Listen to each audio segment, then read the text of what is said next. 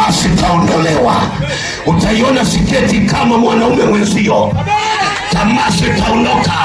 Maana hapa kuna mijamaa inatama utafikiri mbuzi beberu. Akiona binti sasa bebe. Wewe acha tamaa wewe. Wewe sio mbuzi. Sisi hata mbuzi zina star. Unazionaga zinadandia ovyo ovyo. Afu na kibinti necheta sikia. Kikijitambua na miguu tafikiri tege. Kikote.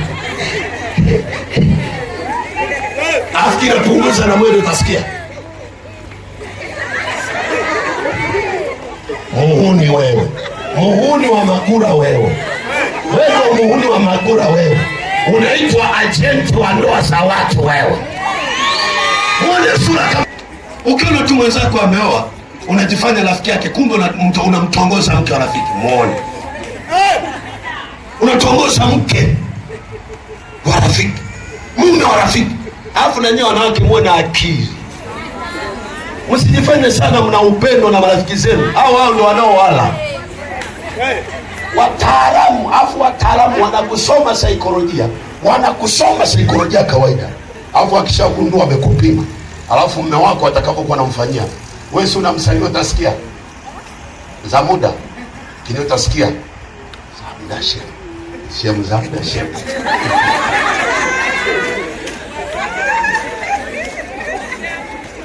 Ona pita tutasikia vipi shemeji? Vipi mume wangu? Umeshindaje? Kenzako utasikia shemeji. Ngoja nina habari nataka nikushirikishe. Anakaa kwa adabu. Anakaa kimahaba. Wewe unakaa na mume wako utafikiri Tyson na Evander mnatishana. Hata kumpokea kwa bashasha hazipo. Mnakuja, yani ni wanawake nyinyi, ni mungekuwa yani mamlaka yangu mimi ningewatandika na bakora wote mbili. Mnatuharibia sana nyinyi. Mume anatoka huko amechoka, amekwepa mishale ya vibinti vya Magura hapa. Vingine vina macho utafikiri kusimu inafufuka hapa.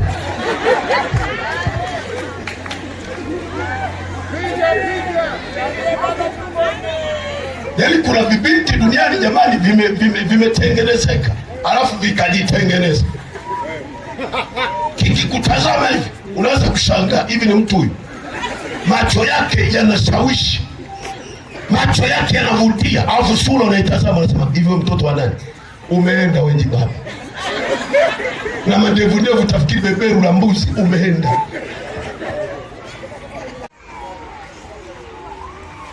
Nani asaidie? Malaika analia. Yohana alipoona malaika analia, naye akaanzisha msiba. Kama unavolia. Matatizo nyumbani. Shida na tabu. Ghafla sauti ya pili katokea. Anaambiwa Yohana usilie. Na mimi nasema usilie. Yohana anasema, anaambiwa usilie.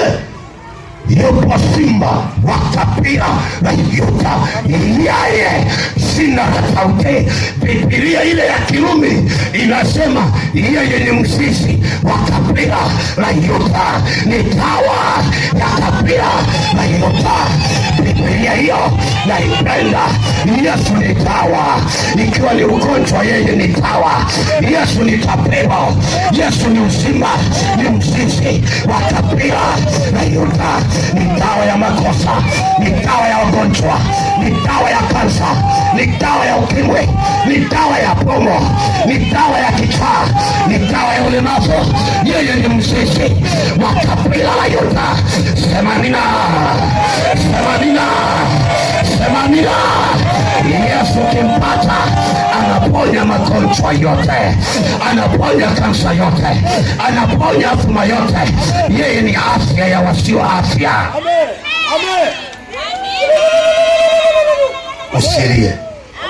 Kansa hiyo Yesu ataitoa. Ukimwi utatoka. Kanisani kwangu alikuja dada mmoja, ana kisasi, kapigwa na magonjwa ya ukimwi ya kutosha. Hospitali yake ya rufaa, daktari wake akamwambia, dada hivi yani Mungu akusaidie tu, nendaga kwa lokole. Ndo akaja. Kwa kifupi, alipofika yule dada, cha kwanza pepo ikasema ni sisi tumeondoa kizazi, tumekiweka msituni, tumekiweka msituni. Kasema mnarudisha. kizazi karudi. Alafu nikamwambia kesho nenda kapime kwa daktari. Daktari yule yule aliyekuwa anampima kila mwaka akasema, aise, mbona naona kizazi kimo? Umeenda kwa mganga yupi? Akasema, wewe mwenyewe ndio uliyeniambia nenda kwa walokole. Amen. Amen. Nimeenda kwa mchungaji Mwabulambo. Amen. Amen. Akaleta dokumenti za vipimo zao, sema kizazi kimerudi. Amen. Kiliondoka kikarudi. Hata wewe kitarudi. Kipindi haujaokoka umechezea sana kizazi wewe. Umekuna madonge ya kutoa mimba wewe. Umeharibu kizazi wewe. Sana wewe. Kizazi chako kimewekea naye Yesu aliyerejesha kila kitu. Amen. Atarejesha hapa leo.